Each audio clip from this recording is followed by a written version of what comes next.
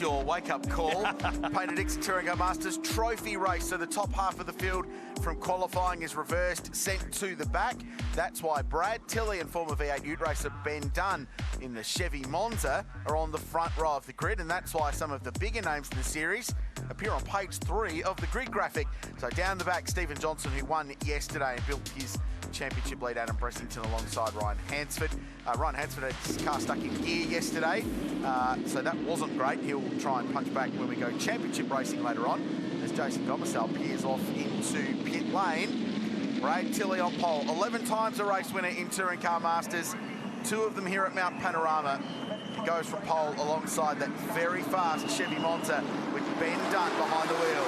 They got a busy day ahead of them here as they fan out 4 wide. Already Yulden trying to make a move on the back of Tilley into turn number 1. Ben Dunn and that Chevy Monza go side by side at Wayne Mercer, and they stay in the rows of 2 on the exit of Hell Corner for the first time. And here comes the Mercury Comet already of Alan Baljan running in 6th position as Tilley stretches the legs up Mountain Straight for the first time. There's never been anything wrong with the straight line performance of car number 28 in its long and successful history in the Painted Dixon Touring Car Masters. And it's good enough for the big Sydney sider to wrestle his way into the race lead by the time they get to Griffin's Bend, Blundstone Corner, the top of Mountain Straight.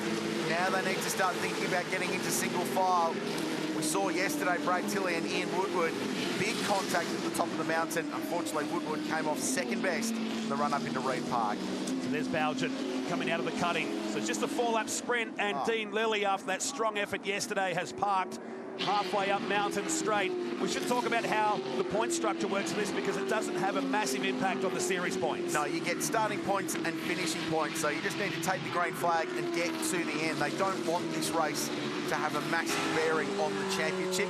It's to get some new names and different faces at the front of the field. Across the top of McPhillamy Park, we had rain Thursday, we had showers yesterday afternoon, and really this is the first time we've seen the sun across the top of the mountain. So we get set for a big day here with the final practice session to come up earlier in the morning, and then the top 10 shootout later on this afternoon to set the grid for the big race here tomorrow. But down the hill we go on lap number 1. Here's Cam Tilley on the back of Paul Freestone heading towards Forest Elbow. Hasn't Brad Tilley just driven away his margin? The second timing intermediate and the exit of the Elbow, just over 2 seconds already. The opening lap, we ride on board with man from the Northern Beaches in Sydney.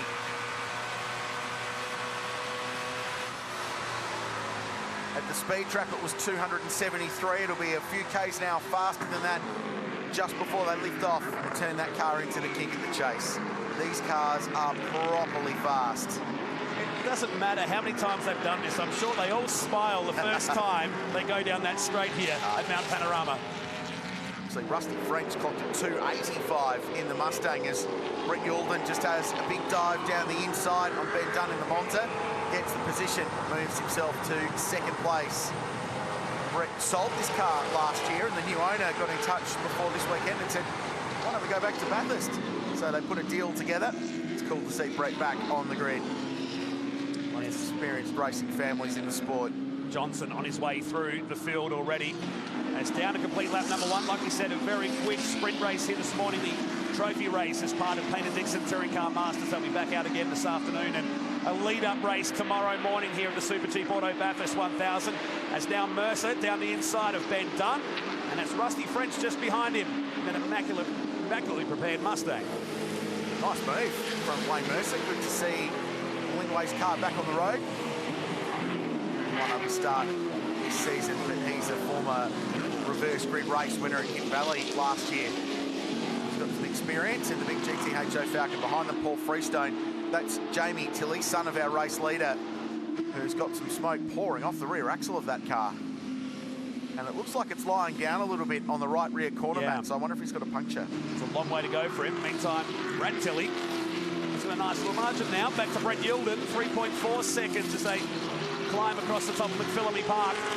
Jim Richards, quiet weekend in qualifying. He's doing some guest appearances this year. The man who needs no introduction to Mount Panorama. He's won 3 times here in the Touring Car Masters, but there's 7 1,000 victories. Can't be forgotten either. Most experienced driver in the history of this racetrack. No one started more races here than Jim.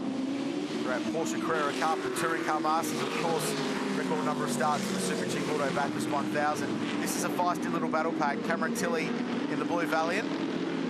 Alan Balgent's in there in Mercury Comet. Jim Richardson as well. And there's Andrew Fisher looking to work his way past John Bow there. That whole group 8 through about 14th position. Jim Policini just in behind. There's Adam Bressington. He'll be getting frustrated. He weaves side by side, and it was the widest Falcon in front you've seen this weekend so far. Down to the chase they go. The background of that shot. So these guys started towards the back. Looks like Rusty French just pulled it up in time there through the Botlow chase. This allowed Ben Dunn to lock onto the back of him. Under the Armour All Bridge and down to complete lap number 2. Saw in race 19 of the championship yesterday, Matt, that Bressington was running second early on. We theorised that he might have clipped the wall and there was black paint on the front guard of that car and a punctured tyre. Turns out it was just an enormous brake lock up at turn 1 and it tore the carcass off the tyre, and that's why he dropped from second place to the back of the field. He was really disappointed. This is Jamie Tilley. Looks like that started on the exit of Hell Corner. I don't know if there was any contact or not, but looks like something almost broke. The car just sat down on its haunches on the back corner there. Very strange. Half race distance. 4-lap dash to get things underway on a massive Saturday. It all builds and builds and builds until that amazing Armour All shootout later on this afternoon. Cannot wait for that in what looks to be utterly perfect conditions. Still quite cool, yet to crack 10 degrees ambient at the moment. So it's been a chilly morning for all the campers here on the mountain this weekend, but at least they're not wet. Now the sun is shining. Beautiful scenes, not a cloud in the sky. As Bresso tries to go the long way round of Leo Tobin, car 46, the 302 Ford V8 powered Ford Mustang. Policina dives down the inside at the spot we saw that incident yesterday in the first race of the weekend. So Tobin in car 46, running back in 13th behind Policina, and the man on the move right now is Adam Bressington, who's 11th. Andrew Fisher, so happy to see that car getting some consistency because it's been a hard luck run this year. It's now Balgent in the big Comet. No, don't do it there. Chaz Mostert couldn't pass Jamie Wink up there in 2014, so... He was 4 foot short of that car. Exactly right. I'm sure Harry Mercury Comet could do the same. Cameron Mason just in behind. It's interesting to note Jason Gomersal pitted, saw him peel off at the start of the race, just popped himself out into clear air. He's just set the fastest lap of the race to the tune of about 3 seconds better than anybody. So I think they've just elected to use this race as Aaron McGill goes very close to the wall. The exit of the elbow, just use this race to trial some dry weather running setup in the Big Mate Racing Holden Toronto. Belgium's got 11th place here in the trophy race in 2017, and a car that's got a cult following now in Peter Dixon Touring Car Masters. We look at Sven Burkhardt's going through in the Porsche down the chase and heading down the Murrays to start the final lap. Brad Tilley's gap is just over 2 seconds. Policina and Ben Dunn side by side. It's down the inside at Murray's. Goes Freestone to take up another position. Battles wherever you look here in Painted Dixon Touring Car Masters. We start the last lap. That gets Paul up to 4th place. Rusty French back to 5th. Might be 6th now because Tilley looks down the inside in the pacer. Good pass. He's now 5th. Brother Bradley a long way up the road, with Brett Youlden in 2nd, Wayne Mercer in 3rd.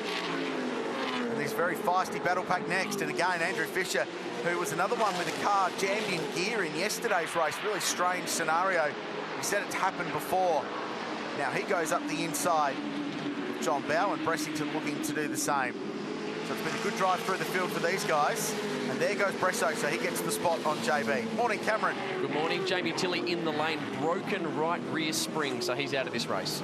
So must answer our question back at Hell Corner. Hal was limping up the straight there from the time he got off that curb. So Cameron Van den Dungen down the pits, covering all our action today in the support categories here at the Super Cheap Auto Bathurst 1000. As this battle really starts to heat up on the final lap. A 3-car freight train and a 4-car freight train down past Metal Grade from this great crowd early on Saturday morning at Mount Panorama. Wayne Mercer. So this is the fight for the final step on the trophy race podium. Mercer 3rd, Freestone the 69 Camaro 4th, and Cameron Tilley in 5th place. Said yesterday he was just, with all the wet running on Thursday, he was just really looking forward to seeing what that car was like in dry conditions and how much straight line poke it had. Well, it turns out it's got about 40 kilometres an hour more straight line poke than it had at this location with a 6-cylinder Hemi engine 12 months ago.